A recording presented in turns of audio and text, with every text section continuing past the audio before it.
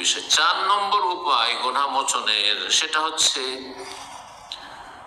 মুমিনদের জন্য দোয়া করেন। আপনি মুসলিম ভাইদের জন্য এই ক্ষেত্রে কৃপণতা করেন না। আমাদের অনেকের মধ্যে কৃপণতা কাজ করে, কারণ চান না যে সে উন্নতি করুক, বা তার সাথে একটু হয়তো মনোমালিন্য আছে বা দূরত্ব আছে বা কোনো ভক্তি নেই।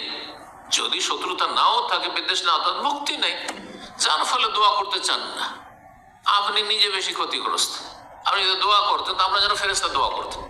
আপনার দোয়া নাও হইতে পারে কবুল, কিন্তু ফেরেশতা দোয়া আপনার জন্য যেটা হবে সেটা কবুল হবে, লাভ, বেনিফিট। তো মুমিনদের জন্য দোয়া করবেন, মুমিন ভাই বোনদের জন্য। এই জন্য রব্বানা ইগফির লানা ওয়া লিইখওয়ানিনা আল্লাযীনা সাবাকুনা বিল ঈমান ওয়া লা তাজআল ফী কুলুবিনা গিল্লাল লিল্লাযীনা আমানু রব্বানা ইন্নাকা রাউফুর রাহিম।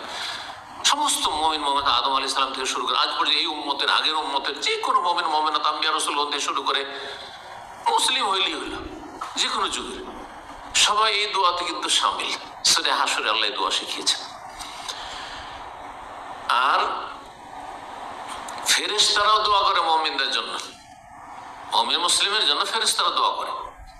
তো যাতে করে আমার জন্য, আপনার জন্য ফেরেশতা দোয়া করে। কারণ আরেকটি বিষয় আছে, বেশ কিছু হাদিস দ্বারা প্রমাণিত, যে কোন কোন শ্রেণীর পাপীদের ওপর বা কোন কোন শ্রেণীর মানুষের ওপর ফেরেশতার লানত হয়। এই বিষয়টি আমাকে স্মরণ করে তো ইনশাআল্লাহ আলোচনা করব। কিছু মানুষ আছে যাদের বিভিন্ন পাপের কারণে তাদেরও ফেরেশতা অভিশাপ দেয়, লানত দেয়। তো ফেরেশতার লানত থেকে বাঁচতে হবে, বরং নেক দোয়া নেওয়ার চেষ্টা করতে হবে। মুসলিম ভাই বোন জীবিত হোক আর মৃত হোক, তাদের জন্য দোয়া করে। মারা গেছে, তাদের জন্য দোয়া করলে আপনার ফায়দা। সে আপনার কাজে আসবে না, কিন্তু আল্লাহর পক্ষ থেকে ফেরেশতা নিযুক্ত আছে আপনার কল্যাণে, আপনার জন্য দোয়া করার ক্ষেত্রে। দোয়ার কথা বললাম সূরা হাশর আয়াত নম্বর 10, সেই দোয়াটি রব্বানা ইগফির লানা, আল্লাহ আমাদেরকে মাফ করে দাও, ওয়া লিইখওয়ানিনা আল্লাযীনা সাবাকুনা বিল, আর আমাদের ওই সব ভাইদেরকে মাফ করে দাও, বোনদেরকে মাফ করে দাও যারা আমাদের পূর্বে ঈমানের অবস্থায় চলে গেছে, আমাদের পূর্বে যারাই চলে গেছে। আর আমাদের অন্তরে যেন কোনো মুমিন মুসলিম সম্পর্কে বিদ্বেষ, শত্রুতা না থাকে, কালিমা না থাকে।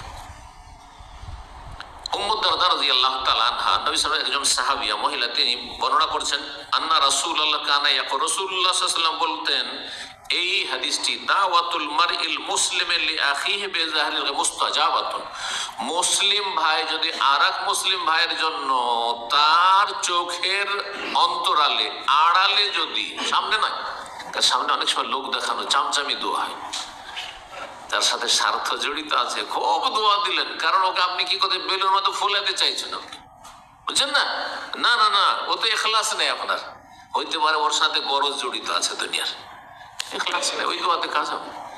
এই যে বেজাহরিল গায়ব, চোখের আড়ালে, সে অনেক দূরে আছে, তাকে কেউ শোনাবারও লোক নেই যে আপনার জন্য অমুক দোয়া, শেখ দোয়া করছেন, আপনার জন্য অমুক দোয়া করছেন, এই কথা বলারও নেই। দোয়া করছেন, আল্লাহ ওনাকে ভালো করুন, আল্লাহ ওনাকে রহম করুন, আল্লাহ ওনাকে শান্তিতে রাখুন, সুখে রাখুন, ইত্যাদি। বেজাহরিল গায়বে, যদি চোখের আড়ালে দোয়া করে কেউ অন্য মুসলিমের জন্য, মুস্তাজাবাতুন, আল্লাহর কাছে কবুল হয়ে যায়। কারণ এখানে কোনো দুনিয়ার স্বার্থই থাকে না।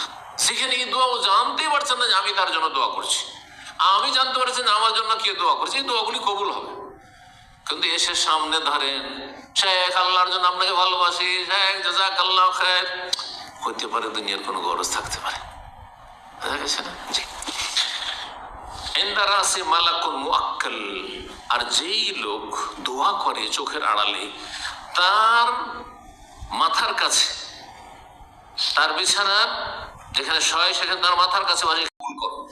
ওয়ালাকা বিমিসলিন, আর তোমাকে আল্লাহ অনুরূপ যেন দান করে, ওই রকমই যেন তোমাকে দান করে। সহিহ মুসলিমের 4914 নম্বর হাদিস, সহিহ মুসলিমের হাদিস। চোখের আড়ালে অন্যের জন্য দোয়া করা।